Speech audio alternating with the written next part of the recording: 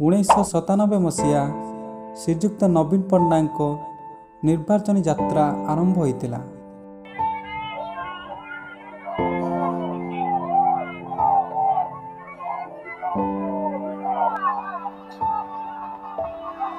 ଆପଣମାନେ ଦେଖିପାରୁଥିବେ ଏହି ଦୃଶ୍ୟ ହେଉଛି 1997 ମସିହାର ନବୀନ ପଟ୍ଟନାୟକଙ୍କ ପ୍ରଚାରକ ଦୃଶ୍ୟ।